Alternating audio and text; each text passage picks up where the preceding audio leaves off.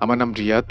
আমি বর্তমানে ইউরোপের ছোট্ট একটি শহরে বসবাস করি এবং এস্তোনিয়া, ফিনল্যান্ড ও রাশিয়ার মাঝামাঝি অবস্থিত, যে দেশের লোক সংখ্যা মাত্র ১৩ লক্ষ। এদেশে আমি গত ২০০৬ সালে অ্যানথ্রোপোলজির ওপরে মাস্টার্স করার জন্য আসি। বর্তমানে আমি এখানকার একটা শহর, যেটার নাম হচ্ছে তালিন, সেইখানে বসবাস করছি। আমার লেখাপড়ার বিষয়বস্তু এটার কারণেই আমাকে প্রায় সময়ই বিভিন্ন প্রত্নতাত্ত্বিক বিষয় নিয়ে রিসার্চ করতে হয়। কিছুদিন আগে আমার প্রফেসরের নির্দেশে আমি ও আমার সাথে আরো ৩ জন মিলে তালিন শহরের পাশে ওল্ড টাউন নামে একটি জায়গায় যাই। বলে রাখা ভালো যে এই ওল্ড টাউন জায়গাটি আমাদের পুরান ঢাকার মতন। তবে এখানে খুব কম মানুষ বসবাস করে। বেশিরভাগ বাড়িগুলোই ফাঁকা এবং দেখতে সবগুলো বাড়ি একই রকমের। বাড়িগুলো এবং বাড়িগুলোর পাশে বেশ কিছু পুরনো স্থাপনা। দিনের বেলায় দর্শনার্থীরা ভিড় জমায় এই স্থাপনাগুলো দেখার জন্য। আর দ্বিতীয় বিশ্বযুদ্ধের সময়কালের অনেক জিনিসপত্র এখানে এই শহরে পাওয়া যায়। সেদিন আমি ও আমার সাথে ৩ জন মিলে আমরা একটি পুরনো স্থাপনার মাঝে প্রবেশ করি। যদিও এর আগে অনেকবার অন্য স্থাপনায় গিয়েছিলাম, কিন্তু গবেষণা করেছি। তবে এটা ছিল সম্পূর্ণ ভিন্ন, এক অন্যরকম অভিজ্ঞতা। স্থাপনাটি ছিল ৪ তলা বিশিষ্ট। স্থাপনার ভেতরে সূর্যের আলো প্রবেশের কোনো জায়গা নেই, নেই কোনো জানালা। একটি মাত্র সিঁড়ি, তাও আবার এতটাই সরু যে একজন মানুষের উঠতে কষ্ট হবে। স্থাপনার আরেকটি চমক হলো সিঁড়িটি শুধু ওপরের দিকেই নয়, বরং মাটির গভীরেও চলে গেছে। মাটির নিচে রয়েছে আরো ২টি তলা।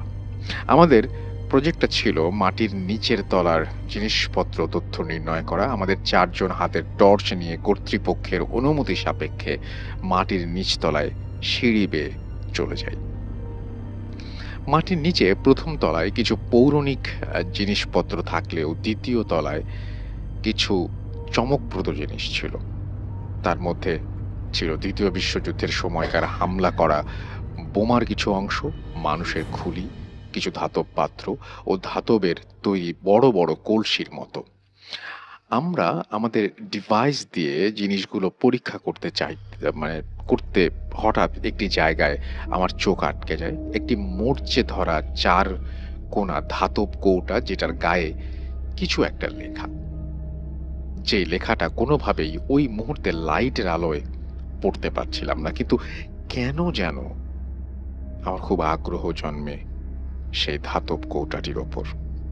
হয়তো সেই ধাতব কৌটাটি অন্যান্য জিনিসগুলো থেকে কিছুটা ব্যতিক্রম ছিল, সেই কারণেই আমি ওই ধাতব কৌটাটি কর্তৃপক্ষের অনুমতি সাপেক্ষে ল্যাব টেস্ট করার জন্য আমার সাথে নিয়ে যাই এবং ল্যাবে জমা দিয়ে আমি আমার বাসায় ফিরে আসি। সেদিন একটু রাত করেই ঘুমাই। ঘুমের মাঝে আমি একটি অদ্ভুত রকমের স্বপ্ন দেখতে পাই। স্বপ্নে আমি নিজেকে একটি জঙ্গলের মাঝে একটি লেকের পাশে দেখতে পাই, যেখানে আমি একটি কবরের সামনে দাঁড়িয়ে আছি। সকালবেলা ঘুম ভাঙার পর আমি কোনোভাবেই বুঝতে পারছিলাম না এরকম স্বপ্ন কেন দেখলাম। পরের দিন সকালের নাস্তা সেরেই হাতে একটা কফি নিয়ে ইউনিভার্সিটির দিকে চলে যাই। ল্যাবে গিয়ে আমি কৌটাটি খোলার চেষ্টা করি এবং অনেক চেষ্টার পর ধাতব কৌটাটি অক্ষত অবস্থায় খুলতে সক্ষম হই। জং পড়ে থাকা সেই কৌটাটির ভেতর অনেক পুরনো একটি ছোট্ট কাগজ পাই, যেটা দেখতে কিছুটা পুড়ে যাওয়া কাগজের মতো। অর্থাৎ হলুদ রঙের কাগজ যদি অনেক দিন ভাঁজ করে রেখে দেয়া হয়, তাহলে যেই লালচে ধূসর রং ধারণ করে সেই রকম। দেখে মনে হচ্ছে এটি দ্বিতীয় বিশ্বযুদ্ধ কিংবা তার আগের সময়কার। কাগজটি খোলার পর আমি একটি অদ্ভুত রকমের নকশা এবং কিছু লেখা দেখতে পাই। লেখাটি রাশিয়ান ভাষায় ছিল, আর আমি এই ভাষা জানি না বলে কাগজটি রাশিয়ান জানে এরকম একজন রিসার্চারের কাছে পাঠিয়ে দেই। সে কাগজটি স্ক্যান করে পরীক্ষা করতে শুরু করে। পরদিন সে আমাকে জানায় যে কাগজের আসান ভাষায় তাদের পৌরাণিক এক দেবতার নাম এবং কিছু মন্ত্র আছে। সেই সাথে সেই নকশার কথা জিজ্ঞেস করলে জানা যায় এটি একটি জায়গায় নকশা যেটা কিনা কেইলা নামে একটি গ্রাম নির্দেশ করে। এটা জানার পর এই বিষয়টি নিয়ে আমাদের টিমের আগ্রহ আরও বাড়তে থাকে। পরদিন সকালে কেইলা গ্রামের উদ্দেশ্যে আমরা রওনা দেই। নকশা থেকে পাওয়া ধারণা অনুযায়ী আমরা গ্রামের ভেতরে একটি জঙ্গল আছে সেখানে যাই। আমরা জঙ্গলের ভেতর প্রায় ২-৩ কিলোমিটার হাঁটতে থাকি শুধুমাত্র সেই নকশাটির পরিশেষ দেখব বলে। বলে রাখা ভালো, ওই গ্রামের মানুষজনের কাছ থেকে শোনা ওই জঙ্গলে নাকি দিনের বেলাতেও মানুষ যাতায়াত করে না। কি নাকি সমস্যা হয়। আর জঙ্গলটা গাছগাছালিতে এতটাই ঘন যে সূর্যের আলোটুকুও ঠিকভাবে পৌঁছয় না। অবশেষে নকশা অনুযায়ী জঙ্গলের মাঝে একটি জায়গায় রাস্তা শেষ হয়ে যায় এবং অন্য দিক থেকে রাস্তা এসে ঠিক একই জায়গায় মেলে। বলা যায় আমরা একটি গোল চত্বরে পৌঁছে যাই। আমাদের সেখানে ছোট্ট একটি লেক দেখতে পাই। কিন্তু লেকটা দেখার পরেই আমার শরীরটা কেমন যেন করে ওঠে। কারণ ঠিক এইরকম দেখতে একটা লেক আমি গতকাল রাতে স্বপ্নে দেখেছিলাম। লেকের পানি থেকে কেমন যেন তীব্র দুর্গন্ধ বের হচ্ছিল। আর লেকের প্রায় শুকিয়ে যাওয়া পানি ছিল কালো বর্ণের। আমার টিমের একজন, যার নাম ছিল অ্যান্ড্রু, সে লেকের ঠিক দক্ষিণ পাশে দুটো গাছের মাঝামাঝি একটি উঁচু জায়গায় আবিষ্কার করে যেটা কিনা নকশায় নির্দেশ করা ছিল। আর নকশায় এও বলা ছিল যে ওই উঁচু জায়গাতে দেবতার প্রাণ শক্তি লুকায়িত আছে। আমার টিমের অ্যান্ড্রু ছিল ক্যাথলিক আর বাকি দুজন ছিল নাস্তিক। তারা ডিসিশন নেয় যে তারা ওই উঁচু জায়গাটিতে খুলে দেখবে কি আছে। কিন্তু আমার কেন যেন খুব বেশি একটা ভালো লাগছিল না। বারবার গত রাতের স্বপ্নের কথা মনে পড়ছিল। খোঁড়াখুড়ি করার যন্ত্রপাতি না থাকায় সেদিন আমরা ফিরে চলে আসি। সেদিন রাতে বাসায় এসে নিজের রান্না ও ডিনার শেষে অনেক লেট হয়ে যায় আমাদের বিছানায়। পিঠ লাগাতেই ঘুম চলে আসে। কখন যে ঘুমিয়ে যায় নিজেই টের পাইনি। সেদিন রাতেও আমি সেই আগের রাতের স্বপ্ন, সেম স্বপ্নটা দেখতে পাই এবং আরও দেখতে পাই যে কে যেন একজন আমাকে বলছে সেই জঙ্গলের মাঝের লেকের কাছে না যেতে।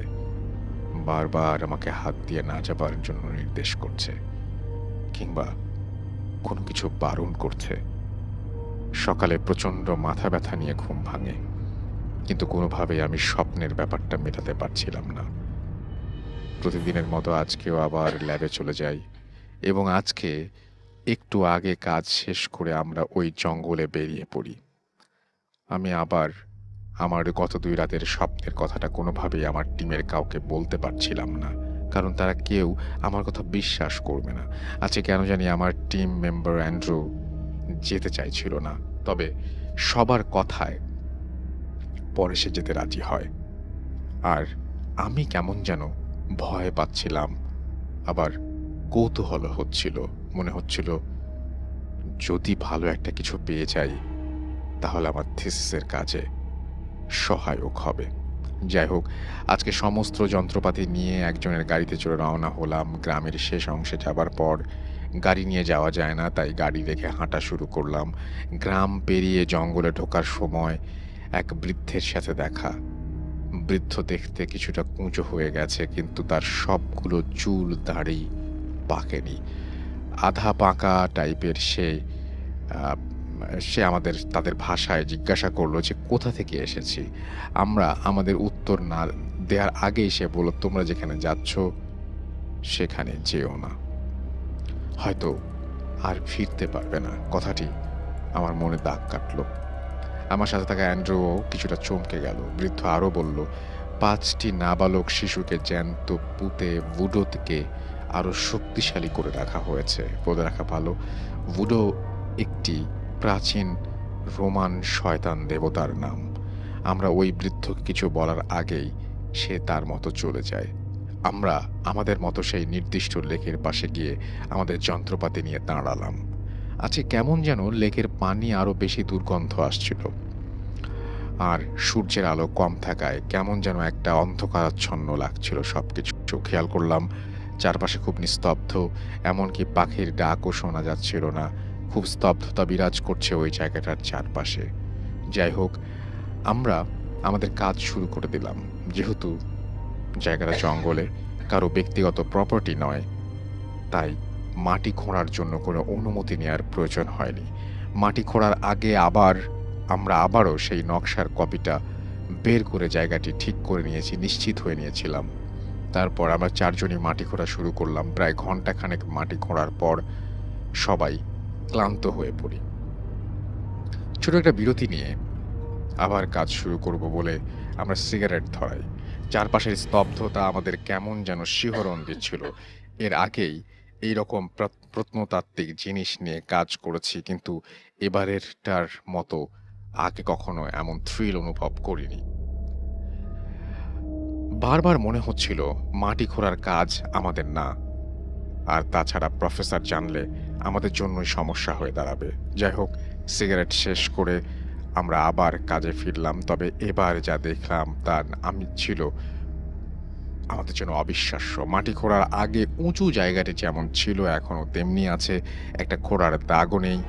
বিষয়টা আমাদের কাছে প্রচণ্ড অবাক লাগলো। চারজন মিলে 1 ঘন্টা খোঁড়ার পর মাটিগুলো আবার সেই জায়গায় পাশে ফেলেছিলাম, কিন্তু সেই চিহ্নও নেই। সত্যি অবিশ্বাস্য। এই অবাক করা বিষয়টা কেউ বিশ্বাস করতে পারছিলাম না।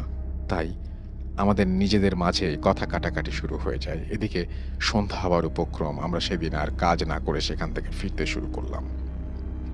ফেরার পথে যন্ত্রপাতিগুলো যার যার কাঁধে তুলে নিলাম। গাড়ি পর্যন্ত আসতে প্রায় 1 কিলোমিটার হাঁটতে হবে। আমি আবার সেই যন্ত্রপাতি কাঁধে নিয়েছিলাম। এখনও সেই যন্ত্রপাতি আমার কাঁধে নিয়ে আসছি, কিন্তু এবার কেন যেন আগের চেয়ে বেশি ভারী মনে হচ্ছিল। হাঁটার সময় আমার বারবার মনে হচ্ছিল কে যেন আমার ঠিক ঘাড়ের পেছনে নিঃশ্বাস ফেলছে, আর আমার ঘাড়ে প্রচণ্ড ওজন অনুভব করছিলাম।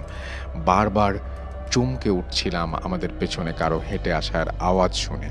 শুকনো পাতার ওপর পা ফেললে যেমন মড়মড় আওয়াজ হয়, ঠিক সেই আওয়াজ আসছিল আমাদের পেছন থেকে। আমাদের পাশে ঝোপের মাঝ দিয়ে কে যেন দৌড়ে গেল এবং আওয়াজ হচ্ছিল। আমাদের বুঝতে বাকি রইল না যে আমরা কোনো খারাপ একটা জায়গায় চলে এসেছি।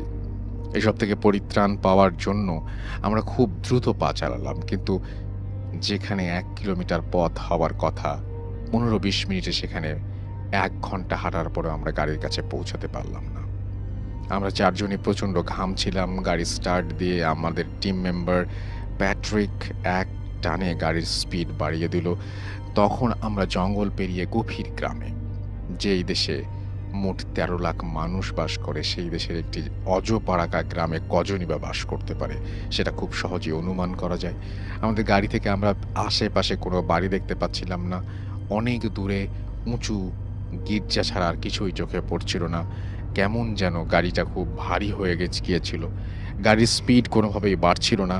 মনে হচ্ছিল একটা কিছু গাড়িটাকে পেছন থেকে টেনে ধরেছে। মোটামুটি বেশ কিছুক্ষণ পর আমরা শহরে প্রবেশ করি।